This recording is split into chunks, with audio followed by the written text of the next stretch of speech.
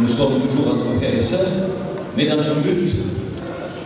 Le soir de cette mission, c'est pour que des âmes qui sont dans les ténèbres passent à la lumière, des âmes qui encore marchent dans la mort et la vie de Dieu, et des âmes qui sont dans les bras et dans les griffes du diable passent à Dieu.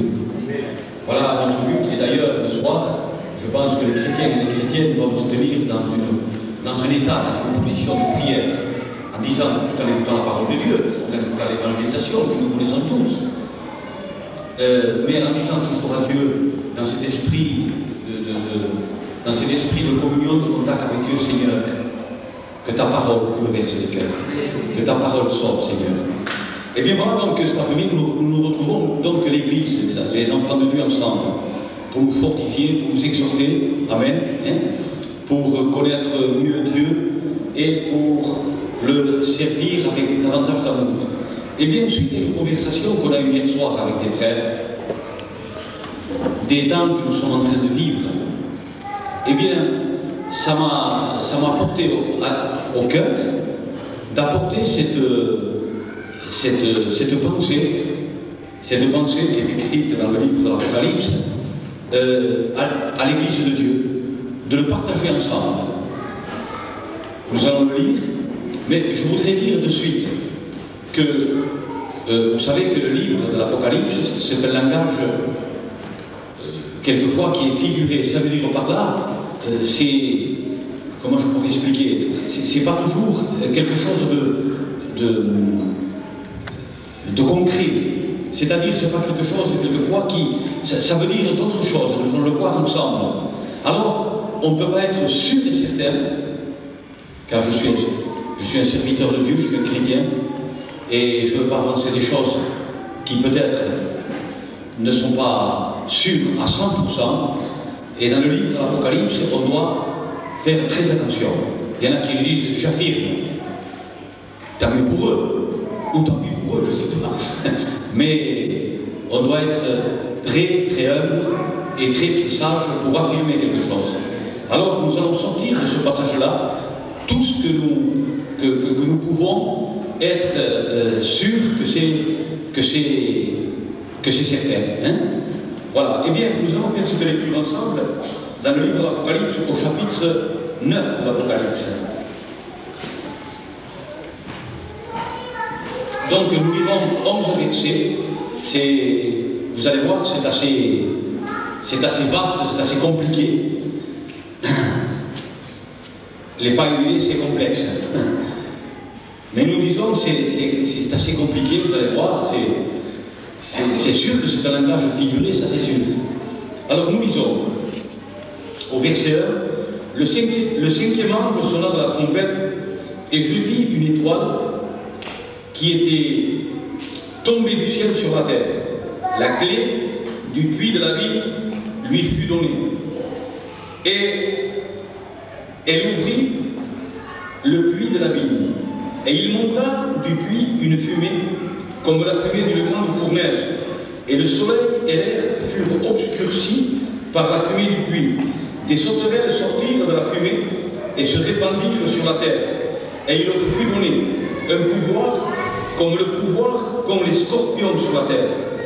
Il leur fut dit de ne point faire de mal à l'air de la terre, ni à aucune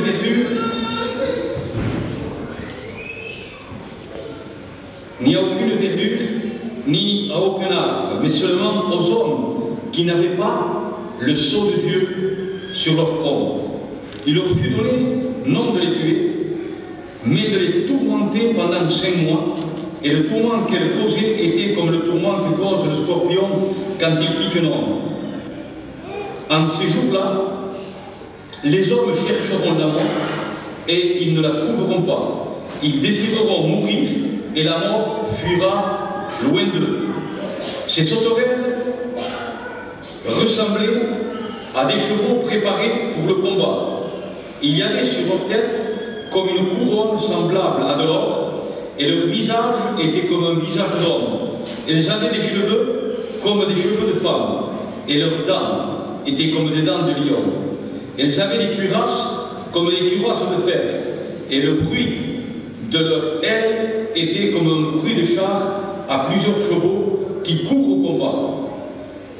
Elles avaient des queues armées de dards, comme les scorpions, et c'est dans leur queue qu'était le pouvoir de faire du mal aux hommes pendant 7 mois.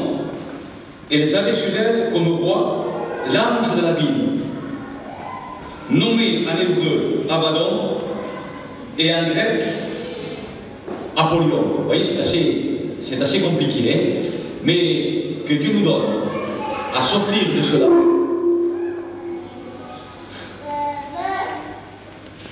Quelque chose pour notre instruction et pour notre avancement, mais aussi, pour que nous nous rendions davantage compte des ruses de l'adversaire, pour que nous nous rendions davantage compte que nous devons être des hommes, des femmes, de communion, de lecture de la parole de Dieu. Comme a dit Jésus, dans les temps où il va revenir, il dit, je crois que c'est au chapitre 21 de Luc, il dit « Veillez et priez » quand il parle de son retour, parce qu'il y aura des temps terribles. Veillez et priez afin d'échapper. Vous vous rendez compte? Et le mot échapper, ça veut dire s'échapper, afin d'échapper à ces choses-là. Donc il va y avoir des choses sur la terre qui sont absolument terribles. Nous allons prier Dieu. Nous allons dire Seigneur, donne-moi à comprendre ce que tu veux, mon frère. Donne-moi, Seigneur, à le comprendre pour t'aimer davantage, pour m'unir davantage à toi, pour m'approcher davantage à toi, Seigneur, pour t'aimer davantage et pour te faire davantage confiance, et que moi-même, Seigneur, je sois un enfant de Dieu, Seigneur, de communion, de contact, d'intimité avec toi. Amen.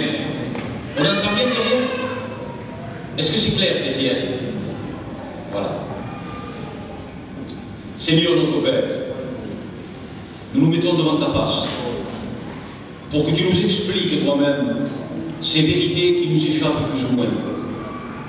Seigneur, pour que tu nous donnes, ô roi de gloire, à t'aimer davantage, à nous unir davantage à toi, à te rechercher davantage, à avoir davantage l'esprit de communion, d'intimité, de contact avec toi.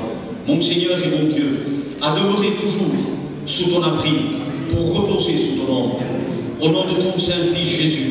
Alors, parle-nous toi-même, explique-nous toi-même, Seigneur, Seigneur, que ta vérité vienne dans nos vies, au nom de Jésus. Amen. Alléluia.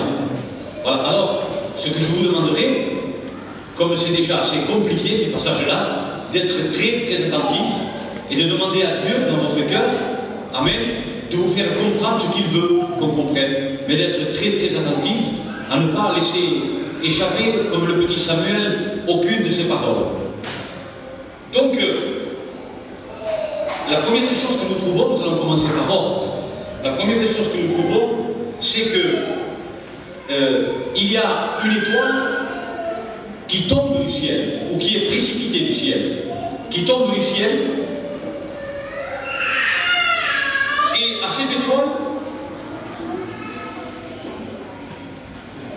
à cette étoile-là, la clé du puits de l'abîme lui est donnée. Vous voyez que c'est compliqué. Qu'à une étoile, une clé lui est donnée. Ici, il nous est dit que, au son de la trompette d'un ange, voici une étoile tombe sur la terre. Et à cette étoile-là, je le répète parce que pour saisir la pensée de cette vérité, à cette étoile-là, il lui est donné la clé du puits de l'abîme. Et cette étoile a un nom. Cette étoile s'appelle, premièrement, il nous est révélé dans la lecture que nous avons faite, que cette étoile, c'est un ange.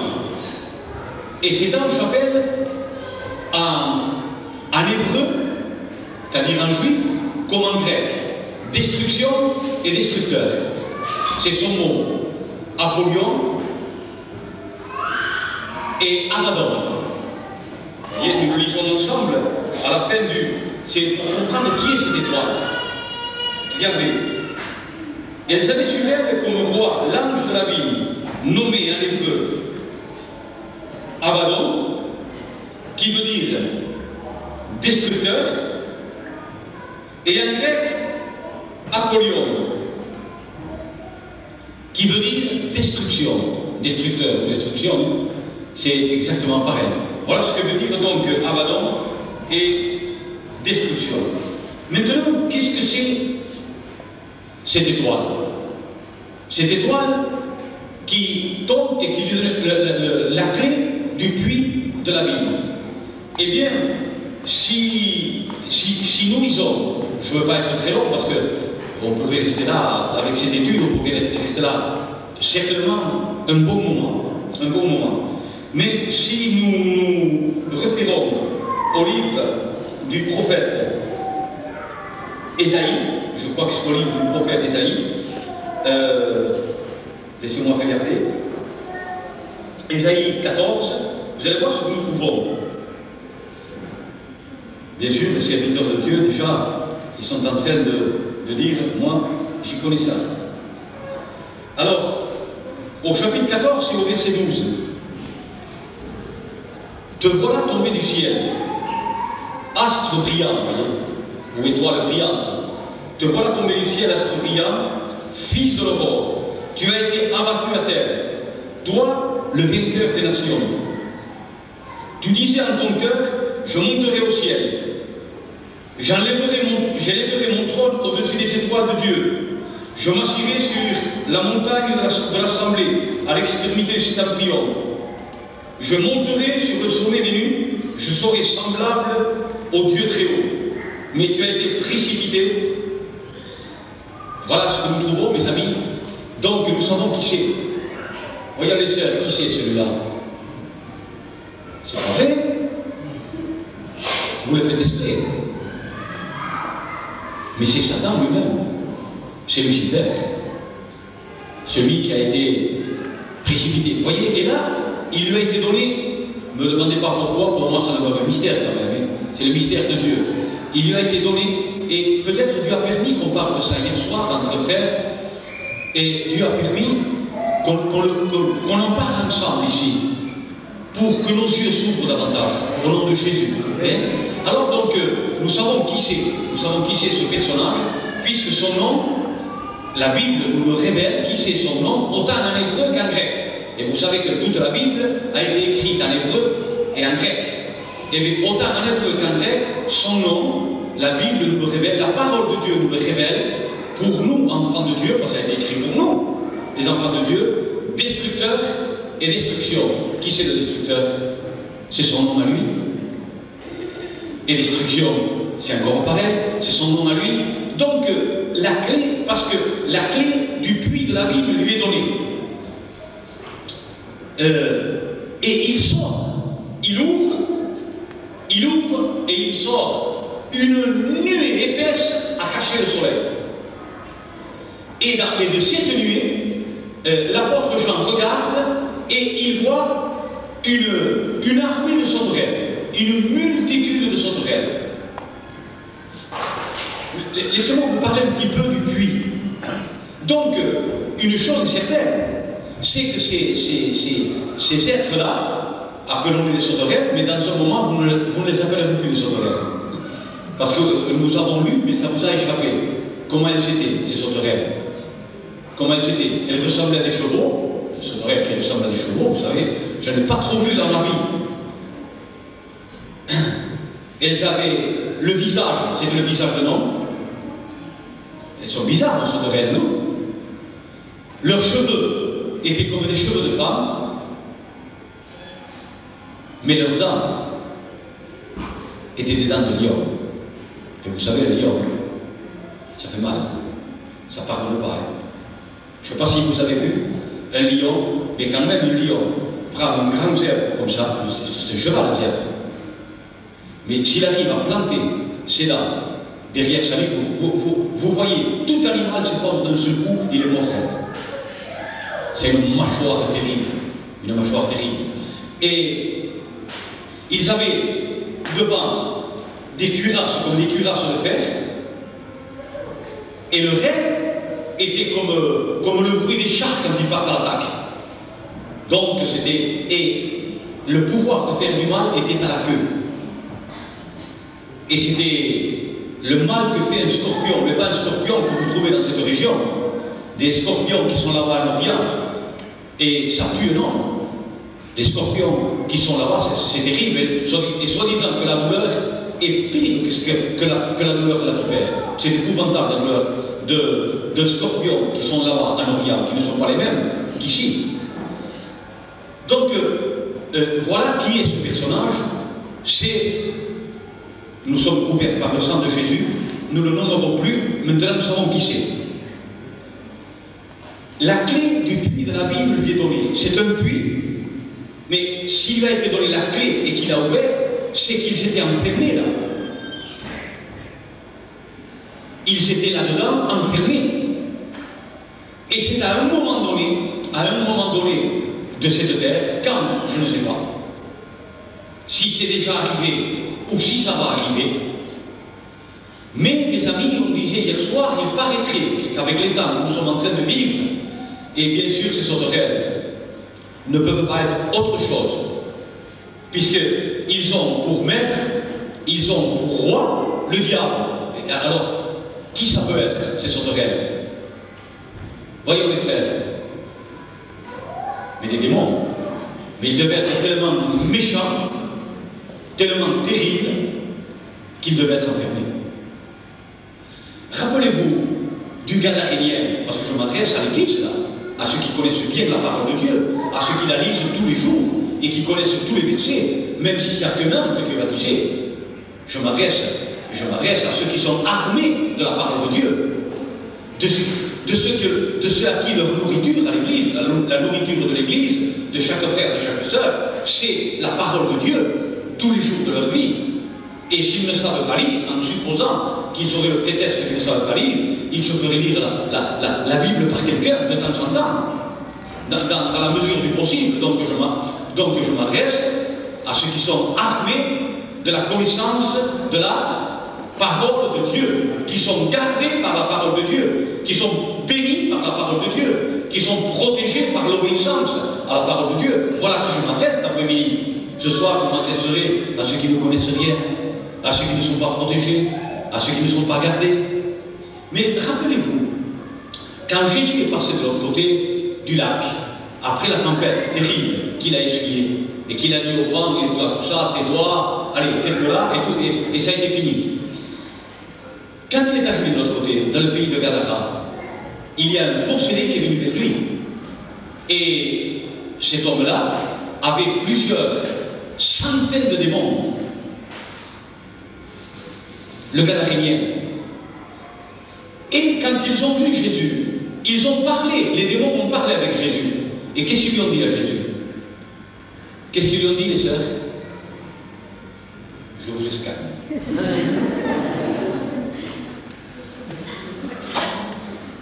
Qu'à la prochaine émission, vous puissiez me répondre à tout. Parce que je suis tranquille quand les frères et les sœurs connaissent la parole de Dieu et la mettent en pratique. C'est leur force contre toutes les puissances que nous allons trouver ici. Eh bien, les démons ont dit à Jésus, ne nous envoie pas dans la Bible. Ils priaient Jésus, ça va être un endroit horrible. Ne nous envoie pas dans la Bible. Voyez, parce qu'ils savaient que Jésus avait l'autorité de les enfermer dans ce puits. Vous comprenez? Oui ou non? Amen. Donc, mais là c'est ouvert. Là c'est ouvert, l'autorité est donnée au destructeur d'ouvrir. Et voici qu'il voit, maintenant nous en revenons à ces êtres étranges, à ces sauterelles terribles, mes amis. Et voici que, pourquoi, vous voyez, il avait dit de ne pas faire du mal à ces sauterelles, ni à la verdure, ni aux arbres. Parce que, quel est le pouvoir d'une véritable sauterelle?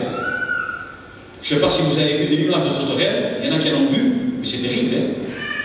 Il peut y avoir un champ de maïs, ou un champ de blé, ou un champ de ce que vous voudrez, de plusieurs hectares. Quand elles s'en vont, il ne reste plus rien.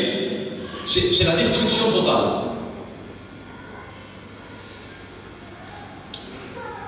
Mais là, ce n'est pas pour l'herbe et la verdure, ni les arbres. Il est dit de faire du mal aux hommes. Sauf, nous venons de le lire, vous le verrez chez vous, à ceux qui ont le sceau de Dieu sur leur front. À ceux-là, ces sauterelles-là n'ont aucun pouvoir sur ceux qui ont le sceau de Dieu sur leur front. Mais aux autres, ces sauterelles, elles ont le pouvoir de les tourmenter à un tel point qu'ils vont chercher la mort et ils ne la trouveront pas. Que les souffrances vont être terribles. Nous venons de le lire ensemble. Laissez-moi vous raconter un petit témoignage d'un journaliste chrétien qui a été en Afrique interviewé, vous savez, c'est-à-dire parler avec quelqu'un, parce que c'était son métier, d'interviewer, c'était son métier, c'est le métier du journaliste, de parler, de faire parler les gens, de faire parler les gens. Et là-bas, il a été en Afrique, il a été voir la reine des sorcières, des vaudous.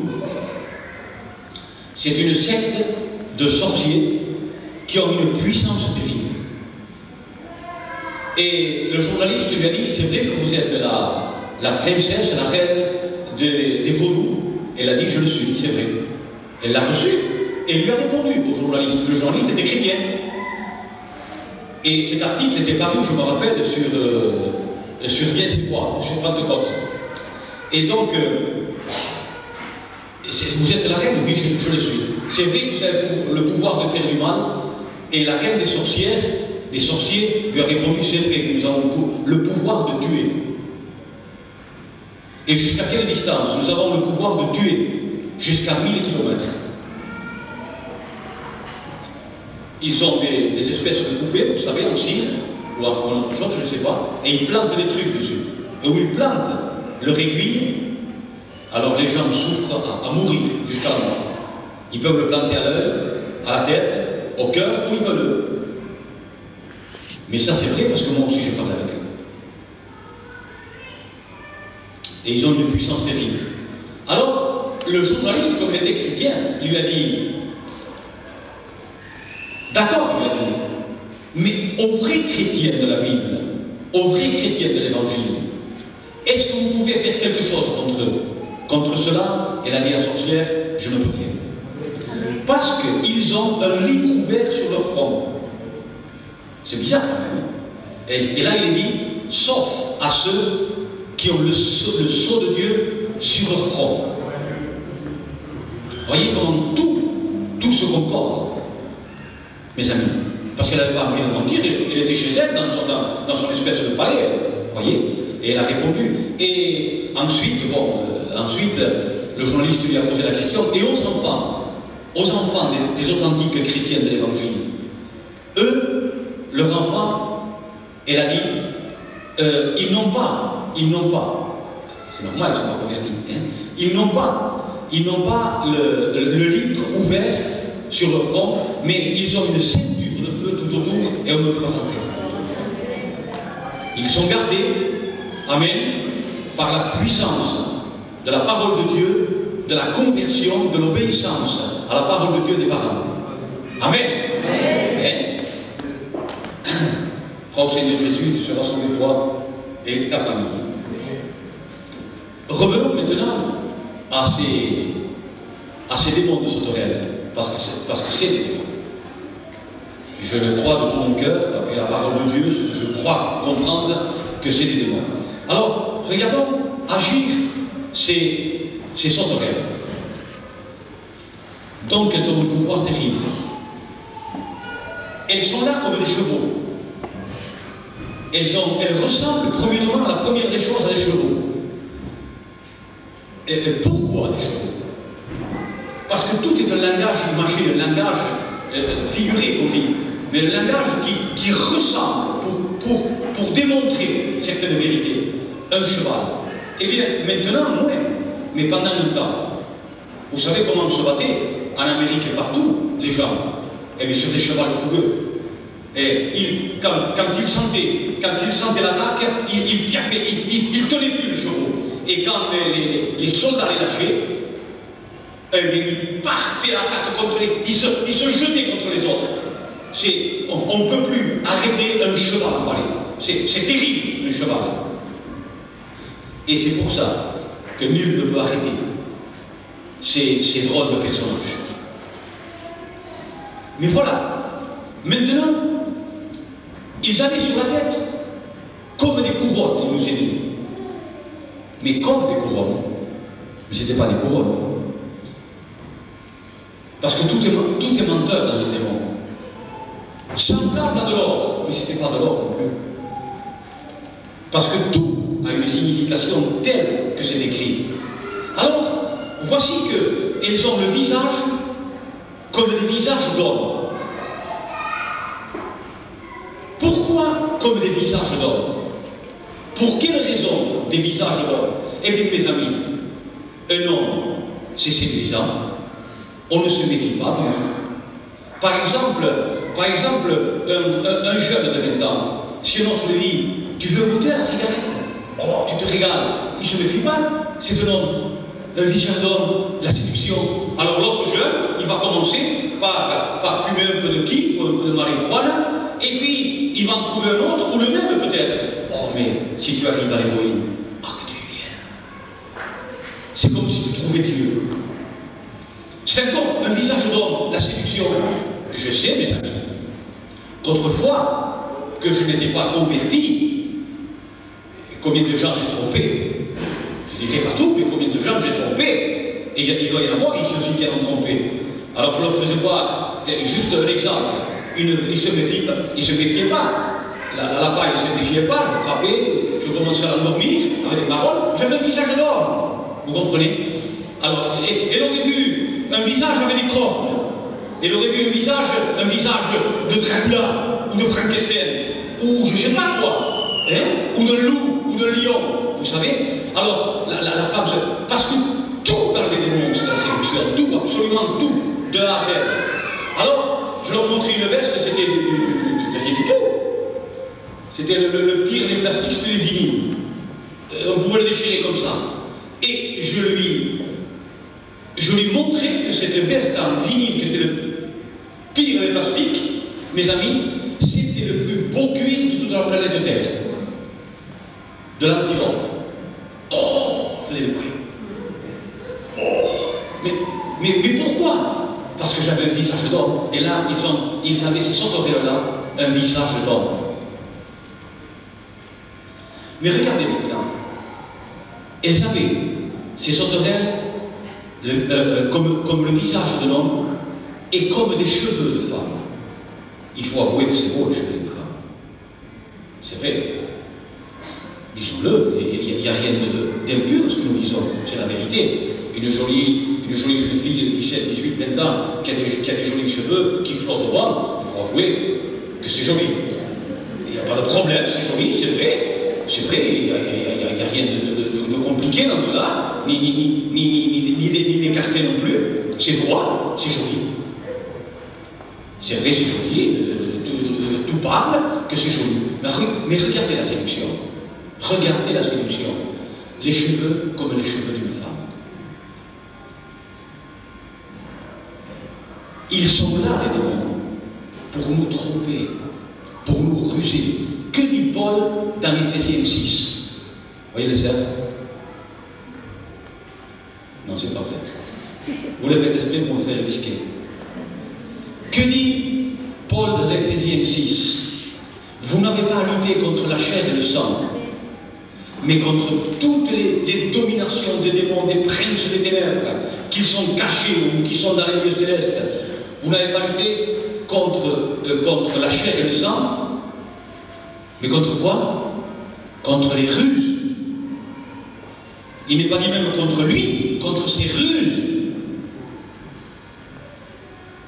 Et pour échapper à leurs ruses, tous n'y échappent pas.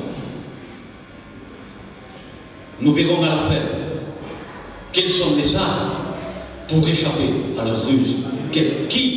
Qui va échapper avec de telles choses, mes amis? Qui? Mais regardez maintenant le visage de l'homme, on passe vite parce qu'on pourrait s'étendre un peu plus pour qu'on comprenne mieux. Mais tout est séduction. Tout est séduction. Et une personne m'avait dit, dit dernièrement, une personne m'avait dit dernièrement, j'ai vu passer Alain Delon, j'étais malade et tout, et je me suis précipité à la fenêtre pour le regarder. Mais, vous voyez la séduction?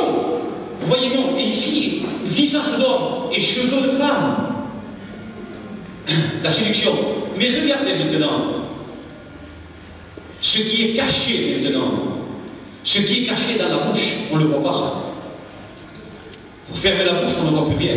Ça, on ne le voit pas. Le visage d'homme, on le voit. Les cheveux, on les voit flotter au vent, c'est joli, c'est souple, c'est léger, c'est beau, c'est vrai. Mais les dents sont sous les lèvres, les dents de lion. Et quand quelqu'un se laisse séduire, il peut prendre avec ce qui cache, avec les dents de lion. Alors là, il lâche plus de suite. Ce qu'il veut, c'est lui faire du mal.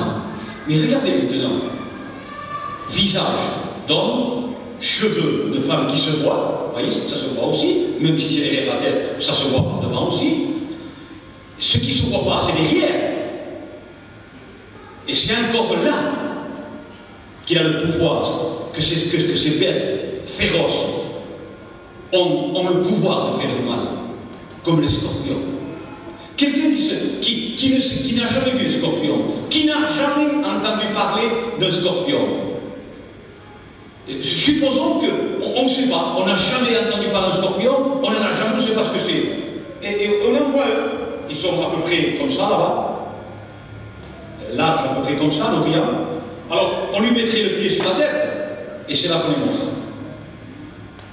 Parce que avec la queue, qu'on ne se méfie pas, et qu'on ne voit pas, qu'il a encore le pouvoir de faire du mal. C'est toute une façade avec les démons. C'est toute une séduction, des ruses, toujours. Mais toujours dans un but précis, égorgé, et Jésus nous l'a dit, et quoi encore? Et détruire. Ah, comment il s'appelle? Destructeur. Il est venu que, dit Jésus, dans Jean 10, dans l'évangile de Jean, au chapitre 10. Il est venu que, il dit que pour cela, il est venu que pour voler, ensuite pour pouvoir égorger, et ensuite, dites-le les sœurs, détruire. La destruction. Et il s'appelle destructeur et destruction.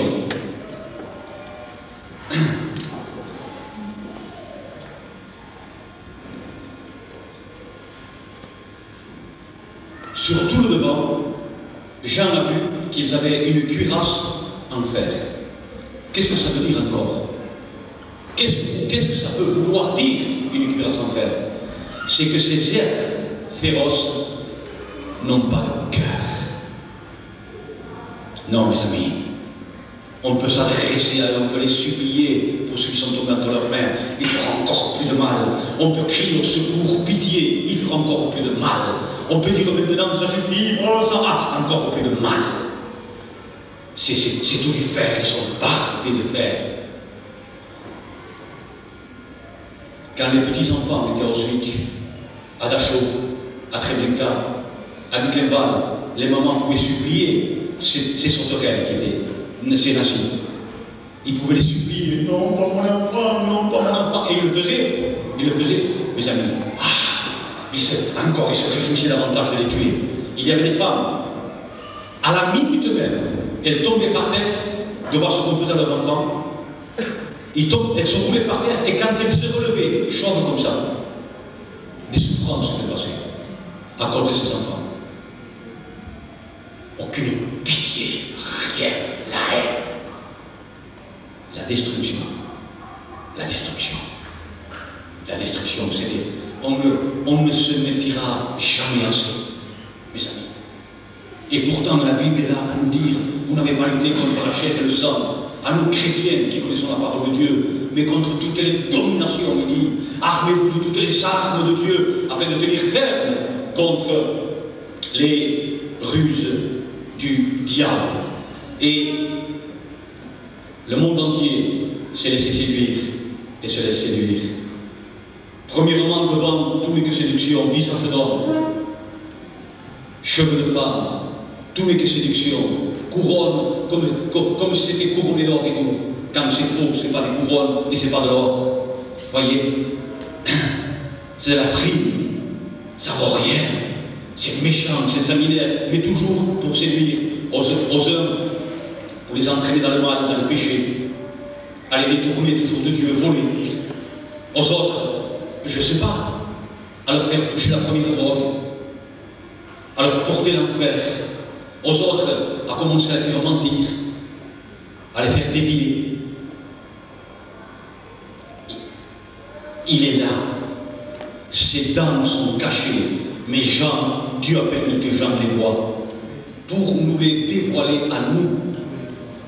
Ils ont une gueule de lion terrible. Et si nous avions le temps, nous verrions dans le livre de Joël, nous retrouvons ça aussi. Nous retrouvons ça aussi, que c'est des lions. Qu'ils ont des dents de lion. Alors, dans cet après-midi, comment être gardé de tout ce qui est en train de sortir de plus en plus? Et nous disions hier soir avec les frères que nous sommes rentrés depuis quelques années dans une atmosphère qui est des millions de fois, et peut-être je n'exagère pas, plus terrible, plus il y a davantage d'oppression, davantage angoissante, davantage dure, davantage le péché est 1000 fois plus fort, la séduction est 1000 fois plus forte, et des centaines de fois plus forte. On dirait que nous sommes rentrés dans ce temps-là. Et mes amis, et maintenant, on dirait que tout devient normal, la séduction, que tout devient légal. Et nous parlions même de certains personnages qui est une horreur à la Bible. De certains personnages d'hommes qui est une horreur à la Bible. Et nous, en gitan, je le dirais juste qu'en gitan, on appelle ça les mauvais hommes. Eh bien, que ce soit les cinémas, que ce soit les écrans de télévision, que ce soit n'importe quoi, ils présentent ça comme quelque chose de normal. Le visage d'homme présente ça. Des cheveux de femme présentent ça. Alors les enfants, qu'est-ce qu'ils vont croire? Que la sodomie est quelque chose de logique, de normal, de courant, comme le mariage de l'homme et une femme qui s'aiment. Ils ont même parlé de donner à l'autre homme mère au foyer. Mais alors, oui, mais les enfants, il y a même des grandes personnes qui commencent à regarder ça. Quand il y a seulement 25 ans, ça aurait été un véritable scandale. Maintenant, mais les enfants, pour eux, ils vont croire que c'est tout à fait normal, que c'est la logique même de la chose. C'est tellement bien présenté. Des débats et tout, des débats. Eux parlent là, quand il faudrait leur écraser la tête sous un camion et sous un train qui fait 800 000 milliards de kilos et qui fait 500 km de long.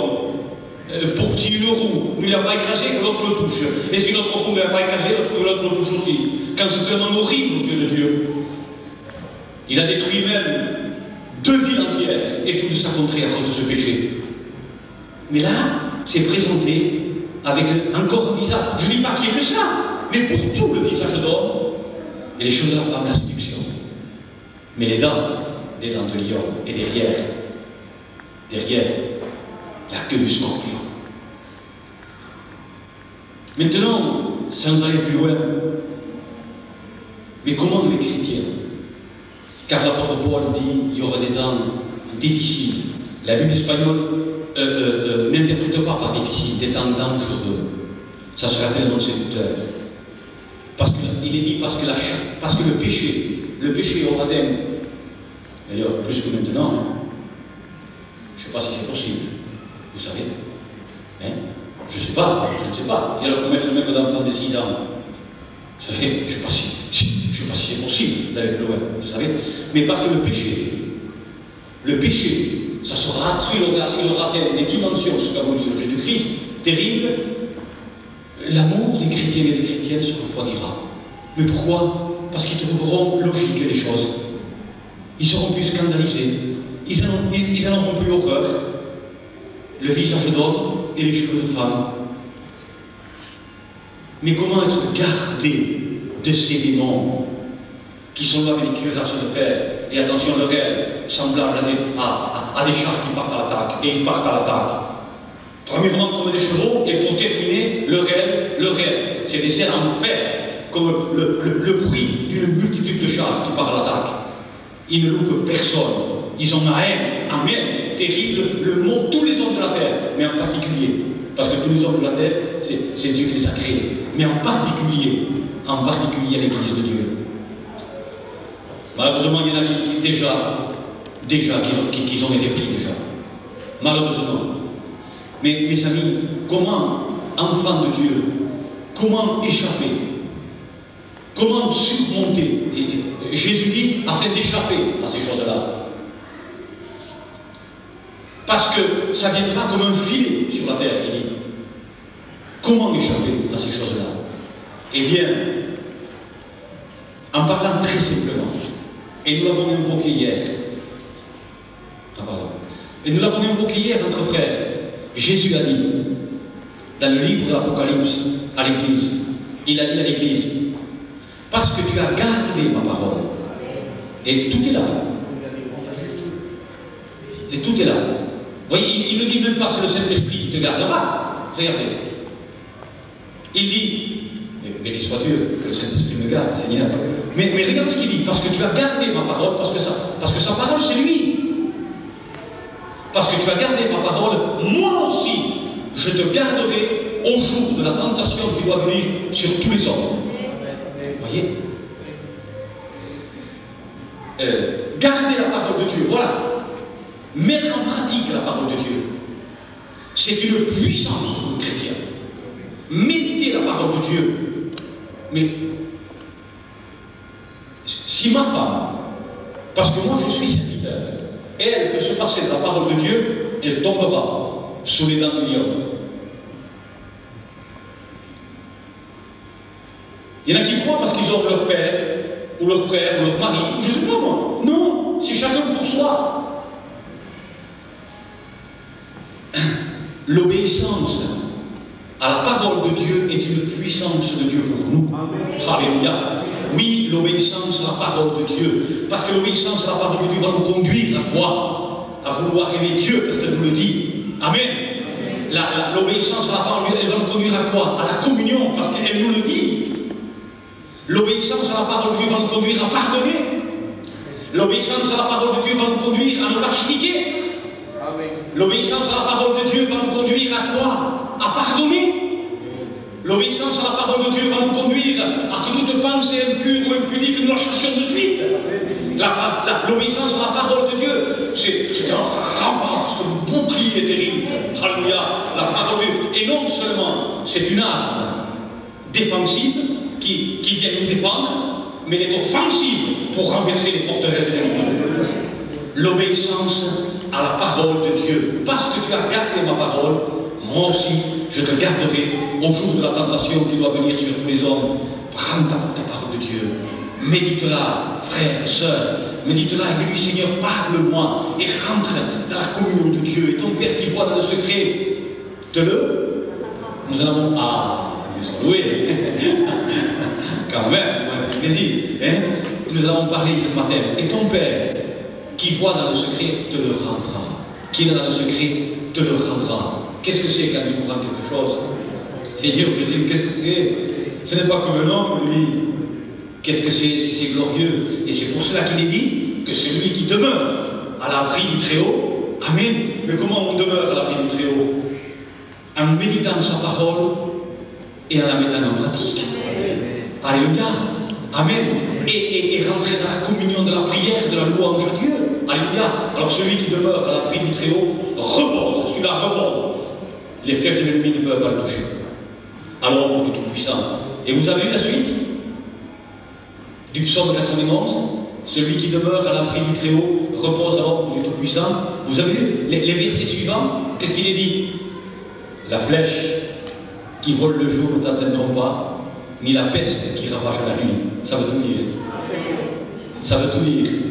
Relisez-le chez vous, méditez-le, mangez la parole de Dieu, avalez-la, avalons-la ensemble, mangeons-la ensemble, alléluia. Sitôt que nous avons le moment de liberté, prenons notre Bible sur les genoux et commençons à la lire avec un esprit de communion, de contact avec Dieu. Quelle puissance! Il est dit que l'évangile est une puissance de Dieu pour le salut de quiconque croit. Alléluia. Et qu'est-ce que c'est la puissance de Dieu? Mais qui va passer à travers? Alors, je reviens au début du psaume 91, celui qui demeure à l'abri du Très-Haut, ça veut dire celui qui habite, celui qui est là, à lisant sa parole, à méditant sa parole et en restant en communion avec Dieu. Alors celui-là demeure à l'ombre du Tout-Puissant. Mais qu'est-ce que c'est son ombre? Celui-là repose à l'ombre du Tout-Puissant. Vous voyez, il n'est pas dit même de Dieu, du Tout-Suffisant, de El Shaddai, c'est-à-dire du Tout-Puissant. Ça veut dire, à chaque fois qu'il y a un verset, Dieu emploie un nom spécial. Et là, celui qui demeure à l'abri du Très-Haut repose à l'ombre du Tout-Puissant. Qu'est-ce que c'est se reposer à l'ombre de Dieu? Mais qu'est-ce que c'est son ombre? Et quelquefois, je donne une image pour qu'on comprenne. Si, en plein mois de juillet, quand il faisait 37 et 38, et ce soleil qui ne pouvait pas rester, on aurait pris une insolation, on arrive à se mettre sous un grand chêne. Le soleil ne passe plus. On est à l'ombre du chêne. Et pourtant, le soleil est plus fort que l'arbre. Mais il est... Alors qu'est-ce que c'est l'ombre de Dieu? Si un arbre peut arrêter les rayons de soleil, mais qu'est-ce que c'est l'ombre de Dieu? Ça peut tout arrêter, mon frère. Absolument tout, toutes ces sauterelles, toute cette armée qui vient combattre les enfants de Dieu. Alors, au nom du Seigneur Jésus, vous voulez qu'on fasse quelque chose? Et dit, Seigneur, d'une certaine façon, tu m'as parlé, d'autres vont dire, mais d'une certaine façon, non, moi aussi. Seigneur, pour que je sois plus vigilant, pour que, Seigneur, je m'accroche davantage à la lecture de ta parole, à l'obéissance à ta parole, car c'est une puissance de Dieu terrible. Alléluia. Autant la désobéissance apporte la ruine, autant l'obéissance apporte la force de Dieu sur nous. Alléluia. Amen. Et la communion, la prière avec Dieu. Alors nous allons faire quelque chose cet après-midi, nous allons nous arrêter là. Nous allons lui dire pour commencer, Seigneur, merci. Quelles ces bêtes terribles qui n'ont même pas de cœur, qui sont là que pour déchirer, pour égorger, pour détruire ces démons, Seigneur. On aurait pu parler un petit peu du sceau de Dieu, sauf ceux qui ont le sceau de Dieu. Mais qu'est-ce qui apporte le sceau de Dieu? Juste je dis ça et on s'arrête. Sauf ceux qui ont le sceau de Dieu sur leur front. Mais qu'est-ce qui apporte le sceau de Dieu? Vous le lirez dans Éphésiens 1 et dans Éphésiens 4. Et bien c'est aussi la foi en la parole de Dieu et l'obéissance. Alors c'est le Saint-Esprit, et c'est lui le sceau. C'est beau, hein? Amen.